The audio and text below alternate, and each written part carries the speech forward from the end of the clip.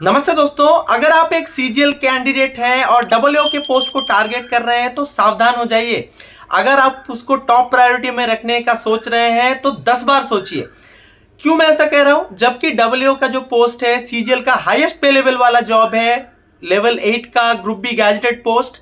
लेकिन तब भी अगर आप हर साल जो टॉपर्स या रैंकर कैंडिडेट्स होते हैं उनमें से आप देखेंगे मैक्सिमम लोग इस पोस्ट को प्रिफर नहीं करते। उसके जगह पे किसी अच्छे मिनिस्ट्री में लेवल 7 के पोस्ट को वो लोग चूज कर लेते हैं, लेकिन डबल के पोस्ट को चूज नहीं करते। लेकिन इसका मेन रीजन क्या है? सबसे पहला अगर रीजन की बात करें तो वो है कि सीजीएल के अंदर आपको डबल के पोस्ट के लिए अलग से एक एग्जाम देना होता है, एक पेपर देना होता है और उसके लिए आपको अलग से प्रिपरेशन करनी है। ये तो बहुत छोटी सी रीजन है, उसको अगर हम लोग साइडलाइन कर दें तो सबसे मेन प्रॉब्लम जो डबल के पोस्ट के साथ है वो है दोस्तों डिमोशन का खतरा। जी हाँ दोस्तों, सीजीएल का ओनली पोस्ट जिसमें आपका डिमोशन भी हो सकता है। कैसे?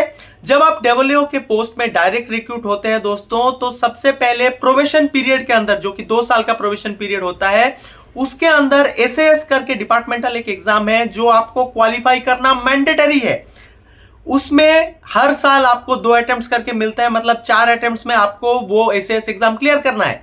बाई चांस अगर आप उस 4 अटेम्प्ट्स में क्लियर नहीं कर पाए तो 1 साल आपको एक्सटेंशन दिया जाता है, मतलब और 2 अटेम्प्ट्स, मैक्सिमम 6 अटेम्प्ट्स के अंदर आपको एसएएस का एग्जाम क्लियर करना ही है।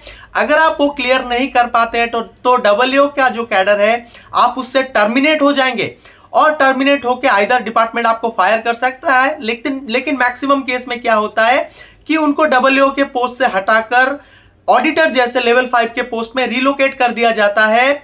मतलब सीधा आप लेवल 8 के पोस्ट से लेवल 5 के पोस्ट में आके गिरोगे।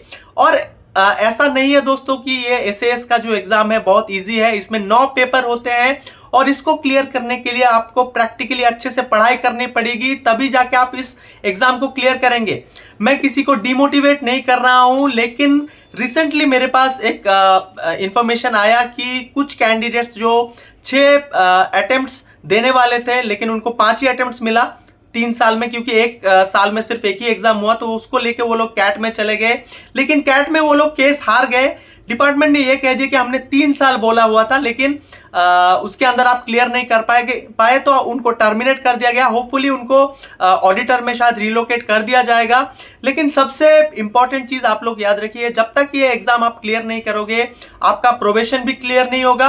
और ये जो 3 साल में आपको जितने भी अटेम्प्ट्स मिल रहे हैं उसके अंदर अगर आप क्लियर नहीं कर पाए तो आपका ना तो डबल का सर्विस काउंट होगा, ना आगे आने वाले टाइम में आप डबल का जो पोस्ट है उसको कंटिन्यू करोगे। आपको मतलब डिमोशन करके आपको लेवल 5 के पोस्ट में लाया जाएगा सीधा।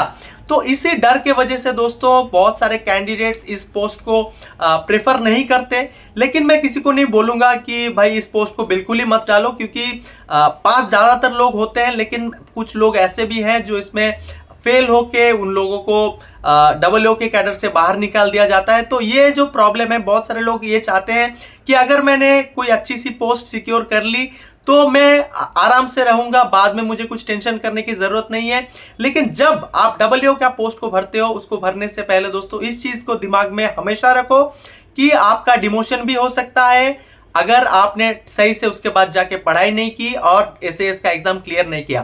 तो बहुत सारे लोगों को ये चीज पता नहीं था, तो मुझे लगा आपसे शेयर करना चाहिए।